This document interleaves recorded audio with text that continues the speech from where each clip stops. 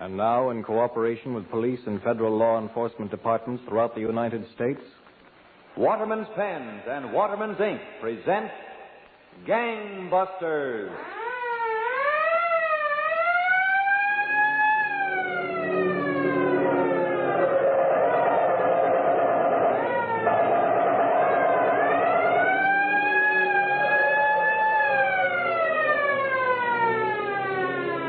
Out of the foxholes of Europe, from the steaming jungle swamps of the Pacific, our men are now coming home to a new America. A wave of crime has followed every war, and we must not allow lawbreakers to tear down here at home the very ideals that our men have fought to preserve. tonight, Gangbusters presents the authentic inside facts concerning a killer who felt he was even too tough for the Army. And so Louis J. Valentine, who has just resigned as commissioner of the largest police department in the world, takes over to interview by proxy Chief A.S. Harper, Chief of Police of Amarillo, Texas. Commissioner Valentine. Chief Harper, I believe that one of the surest ways to combat crime is to expose it. Now we would like to have you rip this case wide open tonight. Well, Commissioner Valentine, I'd like to start back in October 1942 at 10:30 in the evening. A small-time gangster, Doc Rickett, was sitting with his girlfriend in a fashionable Cincinnati nightclub.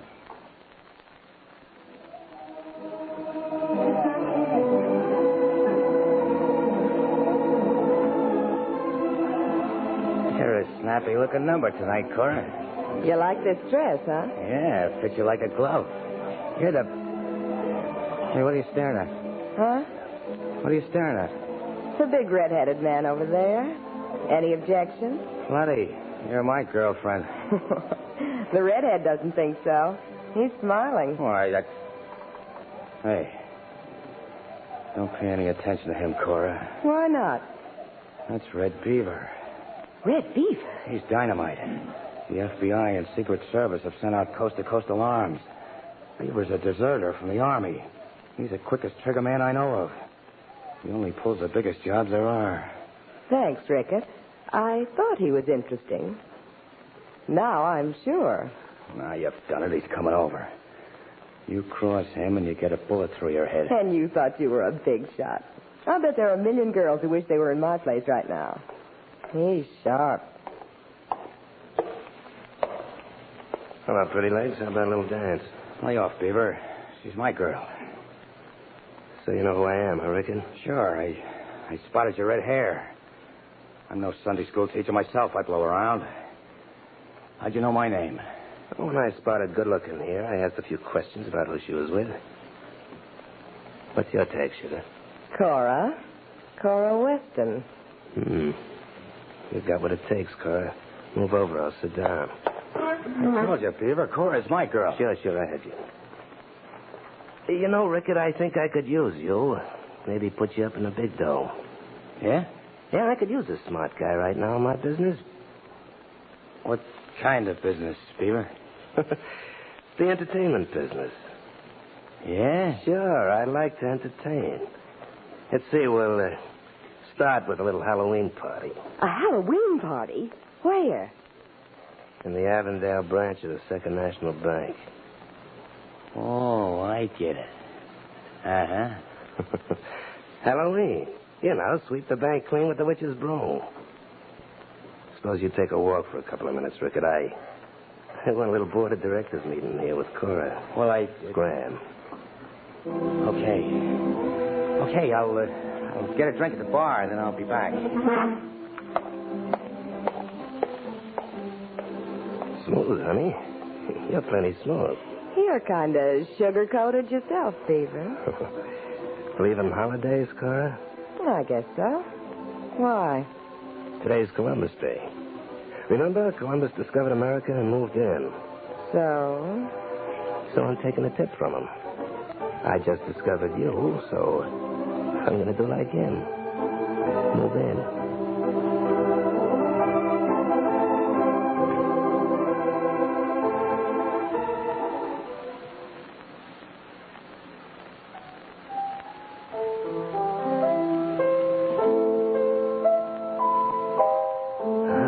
ain't bad, Cora. Sit in your apartment. You playing to me. Want me to fix you a cocktail, Beaver? After 2 weeks, you have to ask me. I'll answer. Oh, no, I'll do the answering. Hello? Oh, is that you, Beaver? Sure, it's me. Well, I haven't got anything to do. Suppose I drop up, huh? No. Cora's my girlfriend now, Rickard. Oh, get your surprise package? Yeah. But a clown suit and a cowboy suit. What's the gag? Tomorrow's Halloween. You dress up fancy on Halloween, don't you? You ought to wear the clown suit, see? Good gag, huh? Oh. Besides, the clientele at the bank will have a tough time describing a clown and a cowboy. I get it. Work with me a while, Rickard, and you'll learn things.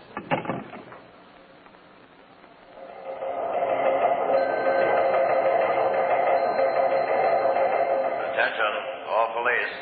Avondale branch of the Second National Bank just robbed of $7,000 by 2 men in Halloween costumes. One dressed as a cowboy, one as a clown. Approach with caution. These men are heavily armed. That's all. Well, Agent Hurley, we put that warning on every teletype through the state. We at the FBI appreciate your cooperation, Captain Morse. The bandit's stunt of dressing in Halloween costumes was a touch of genius. Nobody can seem to identify them. But I've always noticed that when a man gets money easily, he spends it easily. So, as just one possible trap, I sent out an alert to nightclubs, bars, racetracks, and pool rooms to watch for men who seem to be spending money too freely. Good. Perfect. I never guessed they're spending a little too much money is what we're waiting for.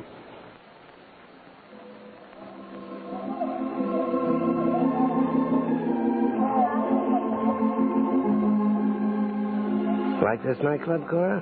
We've sure been covering them all, haven't we, Red?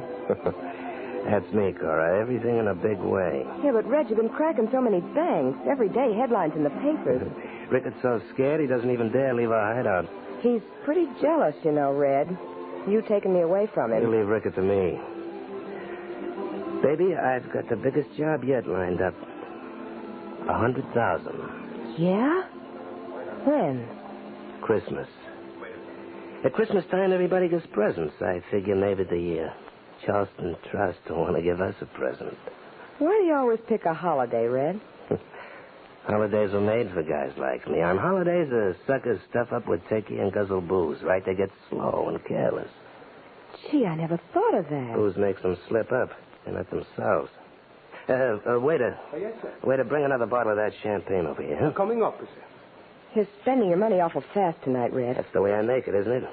Banks have lots of money, you know. Yeah, but you've been drinking a lot. You said tonight, when a man was drinking, he wasn't himself. That's for other guys, not me. You couldn't tell by the way I talk I've had a drink. Here you are, sir. A bottle of champagne. You know, someday I'm going to take a bath in that stuff. I wouldn't do that, sir. The bubbles tickle. Quick on the trigger, ain't he? Pour it. Certainly, sir.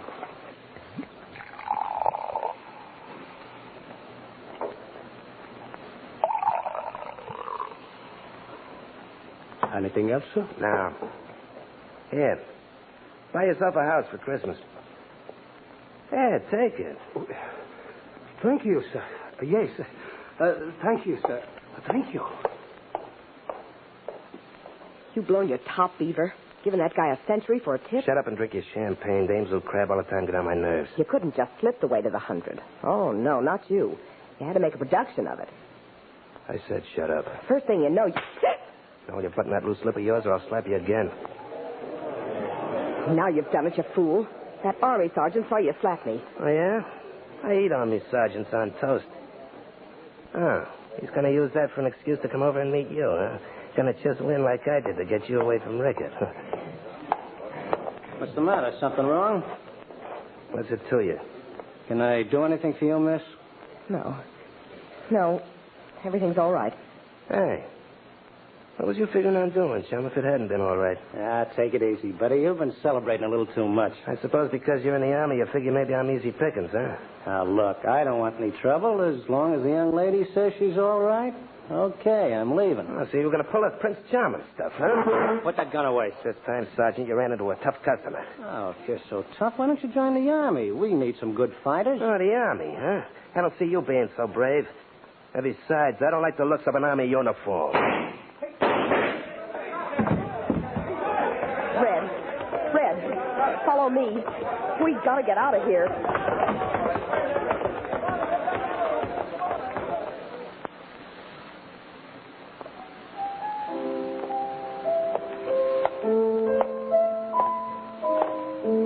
How long are we going to stay holed up here in Cora's Flat, Beaver? As long as I say so, Rickett. Stop playing that piano, Cora. Sit down, Beaver. You're driving us nuts with that walk. Shut up. If it wasn't for your nagging, this wouldn't have happened. Can you beat that? Red gets a snoot full, blows his top, shoots an army sergeant, then tries to pin the rap on me. You hadn't ought to be so quick with that rod, Beaver. You going to start telling me how to operate? Oh, no, it ain't Killing that. comes pretty easy to me, Rickett. I'd remember that if I were you. The same goes for you, Cora. And what's that? It ain't a woodpecker. See what it is, Cora. Open up in there. Cops. Stall them. Give us a chance to get out the back window onto the fire escape. If it's cops, I'll blast them from there. Open up or we'll break in the door. Take your time, boys. Take your time.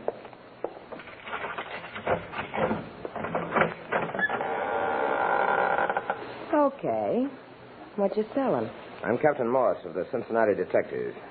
Mr. Hurley's a federal agent. So what? We're looking for a man who was seen coming into this building. Why pick on me? Every man who comes in this building don't come up here. Unfortunately. Cut the comedy. We know he's here. Step aside. Hold it, copper. I'm old-fashioned. I don't let strange men into my apartment unless they've got search warrants. Really? Yeah. And that goes double for coppers. Well, by an odd coincidence, I happen to have a search warrant. Right here. Well, if you must come in... What was that? Come on. Come back from that fire escape into the room again. With your arms up. We guessed if we came in the door, you gentlemen might go out the window, so I had a few of my men out there. Smart guy, huh? I know one of them, Captain Morse, Rickett. Ricket's an old-time gangster. The redhead's a new one. I'm just an innocent bystander. The redhead is the one who shot the army sergeant. You got nothing on me, copper. No? We had all of the nightclubs tipped off to report men who were spending money too freely. The waiter who waited on your table called us up. We examined the $100 bill you gave him as a tip. I want to see my lawyer. I don't blame you, Red. Suppose we go down to headquarters for a talk. And, if I say no? Well, if you should say no, I'll tell you. You'd come along a good deal like this. Let go of me, copper. Let go. Come on. Let go of me, will you?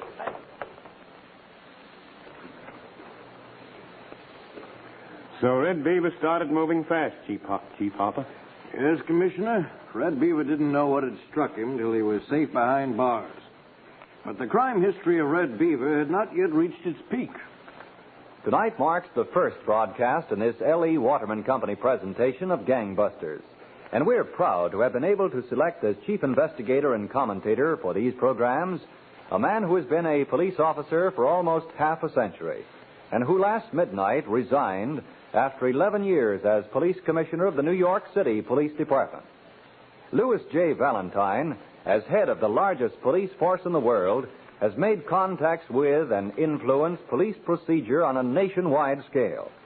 Federal, state, and local police departments throughout the country know and respect Commissioner Valentine as being in the forefront of our constant war against crime. Gangbusters and the L.E. Waterman Company are proud that Commissioner Louis J. Valentine will act as chief investigator on these factual cases. Well, Commissioner Valentine, how does it feel to be facing a microphone? Frankly, Mr. Gardner, it's harder to face than a gangster with a gun.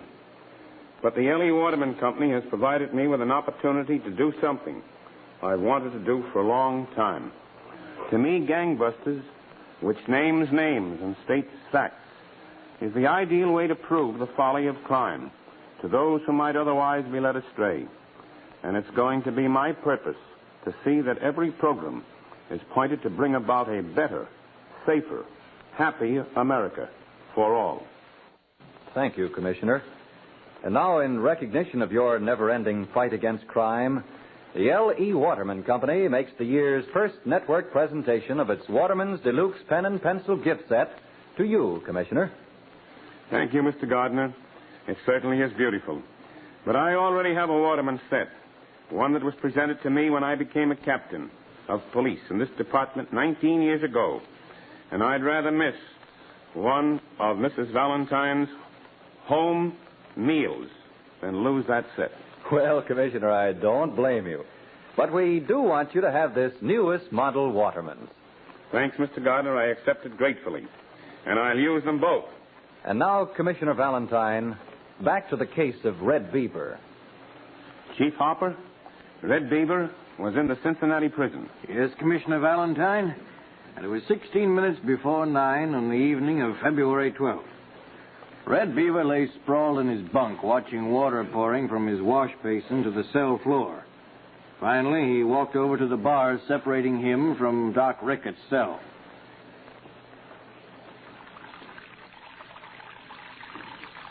Hi, Rickett. Where's all the water coming from, Beaver?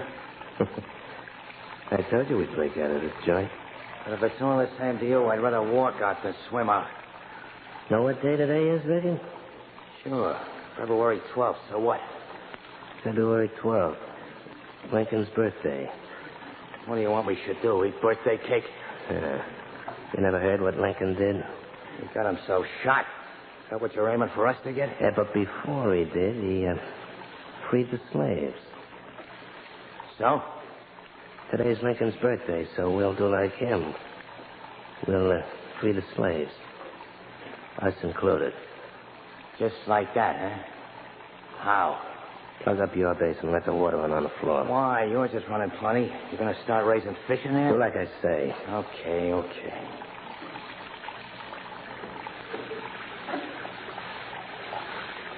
Good. Now we'll wait a minute, and we call a guard. Then what? We yell for a dry cell. While we're switching, we hit him over the head and make a break. How's the water coming? You could launch a ship in here now.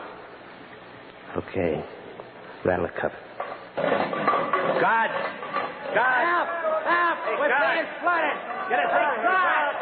Get us out of this place! We're being flooded!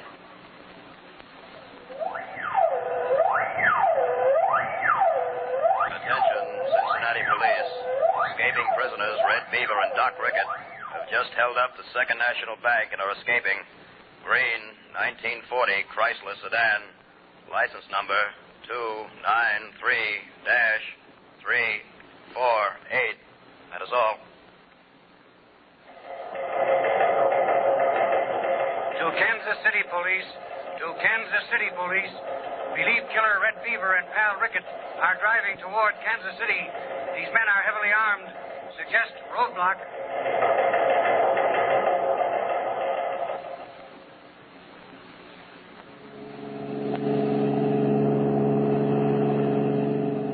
I can't stand this strain much longer, Beaver. I'm cranking. Don't worry. We'll be all right here in Kansas City. The whole country's looking for us.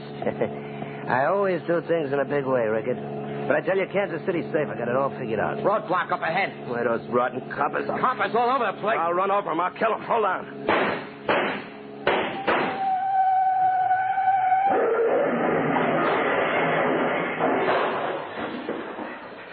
Come on.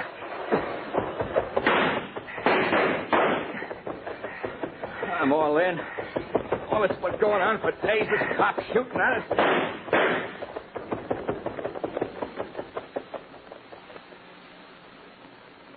Kansas City, FBI, Washington.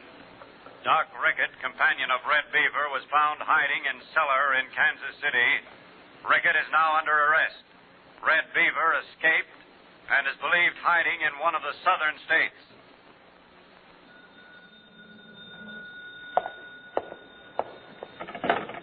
Hello? Hello, Edward? Oh. Oh, Sure, this is Edwards. That you, Helen? Sure. Yeah. Wait a minute. Let me sit down, huh? You tired? I'm just not used to this Texas weather yet. How do you like it here in Amarillo? Well, that depends upon how well you like me, baby. But I haven't seen you very often. I'll see you tonight. All right. Sure, we'll go to a club. Wait a minute. What's the matter? Hold it. Can you beat that? Huh? What's the matter? Two women out in the street. They bump cars. Are they mad? Uh-oh. Look, the little one's shoving the big one around. No, the big one, she won't take it. Wow. What happened? The little one gives the big one a slap. Uh-oh, the cops seen him. Hey, this is a grandstand seat. Hey, they're looking up here at the window. They can see me laughing at them. Say, you're as good as a radio fight announcer. The cop's walking across the sidewalk toward my window here. Hey, this is a laugh. Why? If you only knew, sister. Hey, mister, you saw these two women bump cars, didn't you? Sure, I seen them, officer. I was looking right out the window here. Which one was at fault?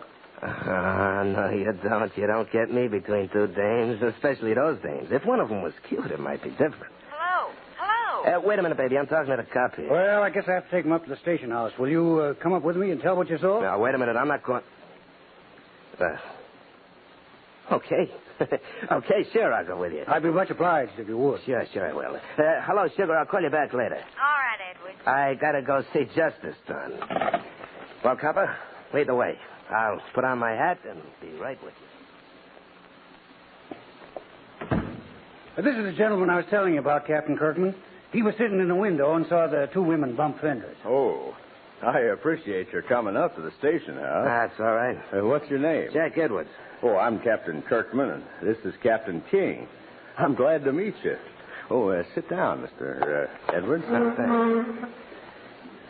You got a pretty good police station here at Amarillo, haven't you? Oh, it serves its purpose. You a stranger in Amarillo? I've been here a couple of months. You want me to tell you about those two women bumping cars, huh? Yes, but you don't happen to know a man by the name of Red Beaver, do you? Who? Red Beaver. He's an escaped convict and a killer. No, I never heard of him. What do you ask me? I was just wondering, Red, that's all. Call me Red. My name ain't Red. It's Jack Edwards. Oh, I see. Here.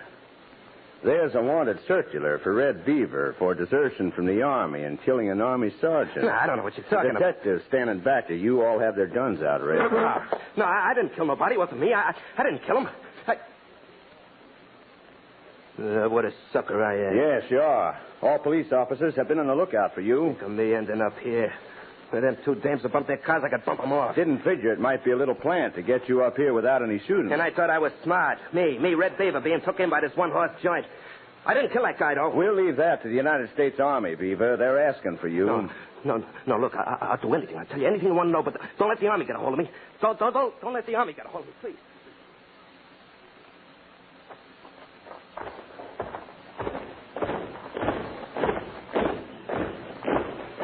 Details. Halt! Harry Red Beaver, as convicted by a court-martial at Fort Sill, you will, on this morning of September 26, 1944, be hanged by the neck until dead.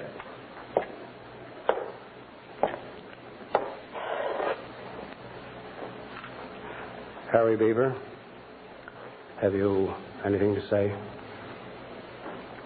No, I guess I ain't got nothing. May God rest your soul.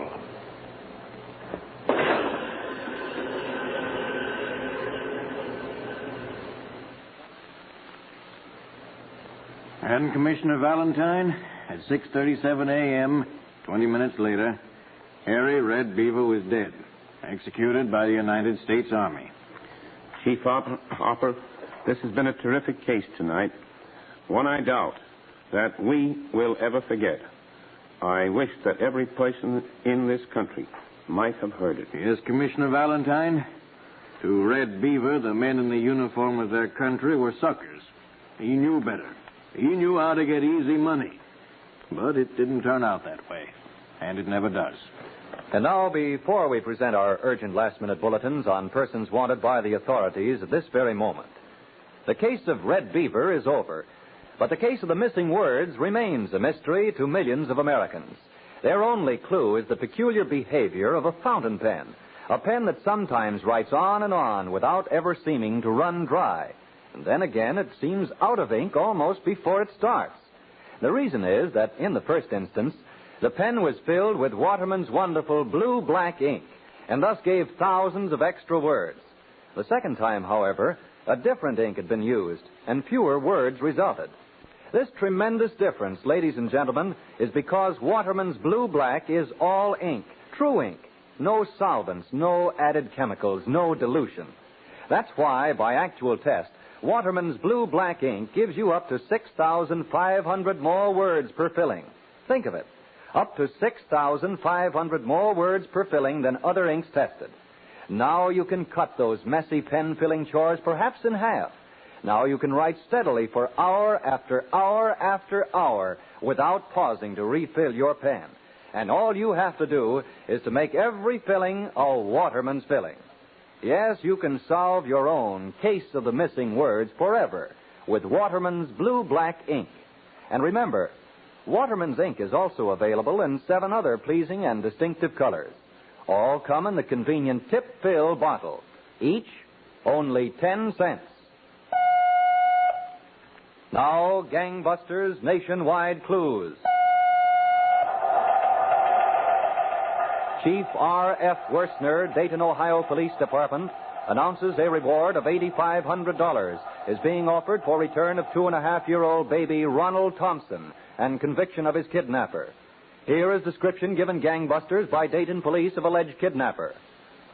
Woman known as Mary Wilkie, 40 to 45 years old, 5 feet 6 inches, about 150 pounds, ruddy complexion, reddish brown hair, believed henna, brushed back and up, speaks with slight accent, possibly southern or eastern, pleasing personality.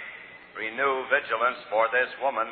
Reward now offered by Dayton, Ohio Police, $8,500. From Denver, Colorado Police, urgent bulletin concerning suspect wanted for questioning in connection with murder of J.A. Richardson, that city. Suspect described as follows. Andrew Cypress, alias Jack Wood, alias William Hammond, 36, 5 feet 6 inches, about 150 pounds, dark hair, brown eyes. When last seen, according to police, wore khaki shirt or jacket with blood stain on right shoulder and sleeve, where he supposedly was shot in struggle with victim. Suspect believed to have left scene of crime in company of woman in green Pontiac sedan, bearing Los Angeles license ending in numerals 80. Watch for Andrew Cypress. Wanted for questioning. Murder. Denver Police Department. If you have any information concerning these clues, notify your local police, the Federal Bureau of Investigation, or Gangbusters at once. Now, here is Commissioner Valentine. Next week, Gangbusters will present the case of the red evening dress.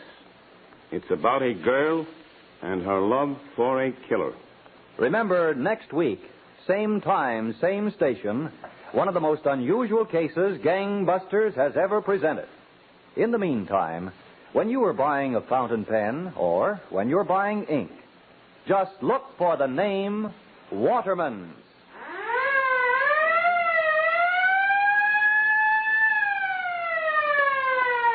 Gangbusters Factual Case Histories is a Phillips H. Lord production. This is ABC, the American Broadcasting Company.